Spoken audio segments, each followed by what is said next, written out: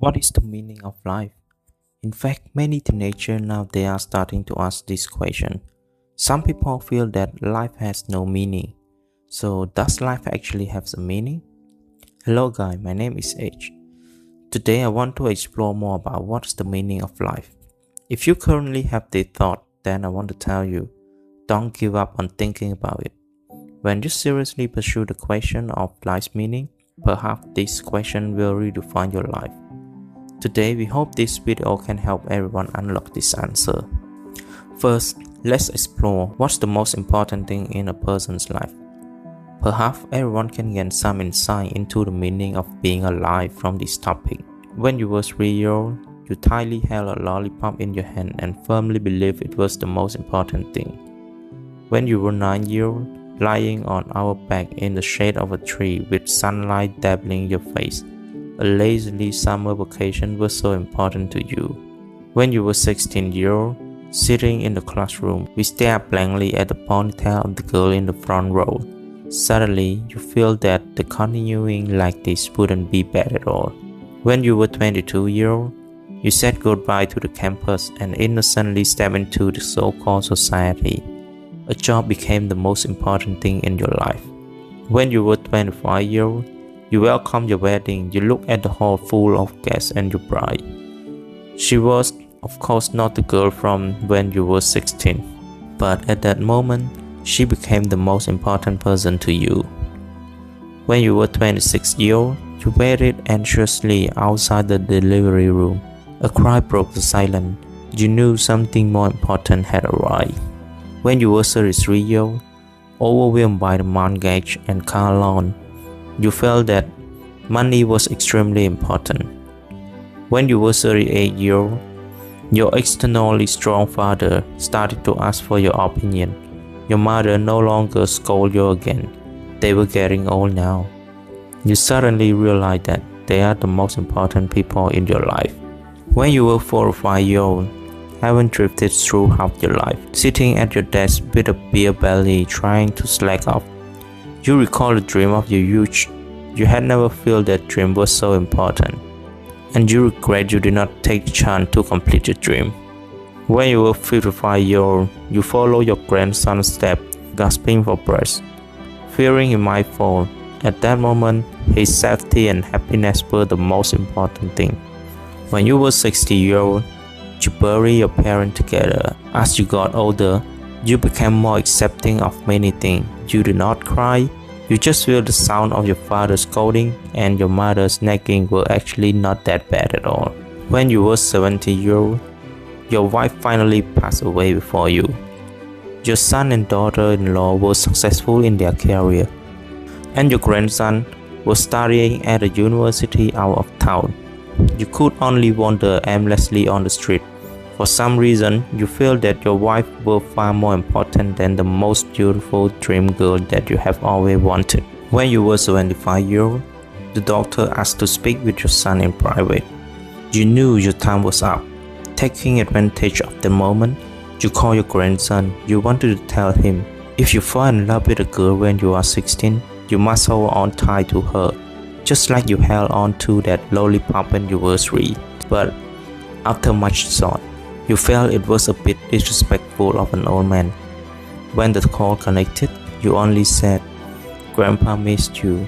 Come and see me when you have time." Later on, the doctor comforted you, saying it was no big deal. You smiled and told the doctor, "Life has no big problem. In fact, just living out of your day is the most important thing." As you were closing your eyes, you can sense your son, daughter-in-law, and grandson. They were crying uncontrollably, hugging your 76-year-old body. Although you were reluctant to leave, it was alright. You knew they could still live well. So what's the most important thing? Everything is important, but nothing is indispensable. Because what you once considered the most important will eventually be unimportant in one day. What you once considered unimportant will also be the most important in one moment as well. Do you think will you be able to find the meaning of life after you successfully completed your life journey, or after finishing a top-notch university, or getting promoted, or after getting rich.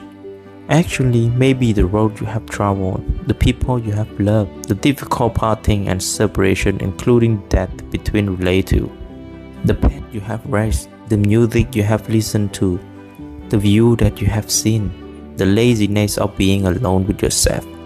These are the meaning of life itself. Every single one of these things is the most important thing in life. Maybe after 3 generations of your family, no one on this planet will remember who you were. Therefore, the process of searching for meaning, the experience of this life, is the true scripture.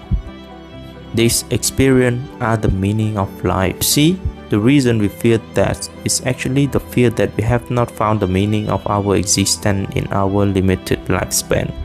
I feel that there are too many things we have yet to do in our life. You have not experienced everything you want to, and you don't want to die yet. However, as time goes by day, the time left for us to do what we love will become less and less. Then our fear of death will also increase. Therefore, besides experience, the most important meaning of life is what we call living in the present. What does it mean to live in the present? There's a story about an old monk and a young monk in the mountain.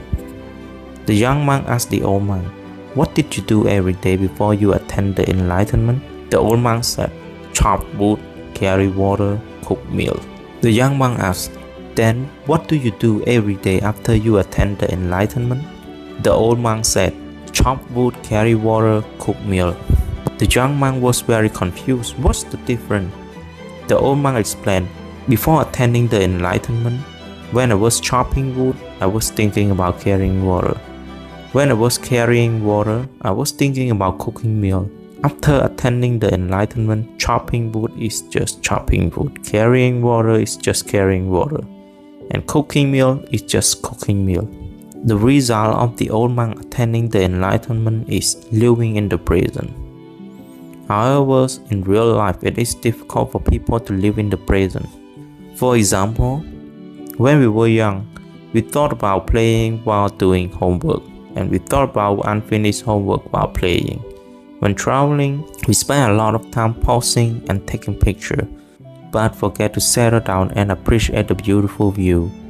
When having dinner with friends, we are busy checking our phone, taking pictures of food, editing them, and posting them on the social media. When working, we think about where to go and have fun after work. After work, we worry about the unfinished tasks.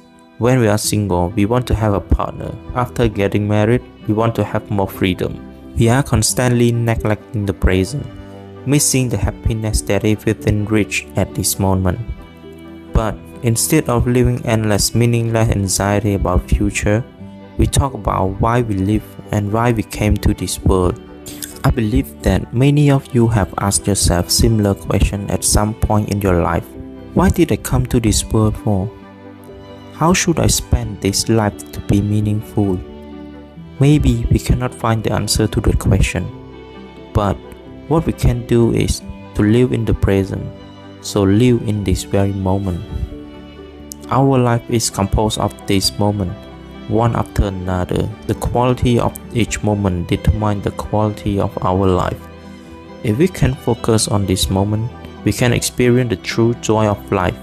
Maybe that's the meaning of life.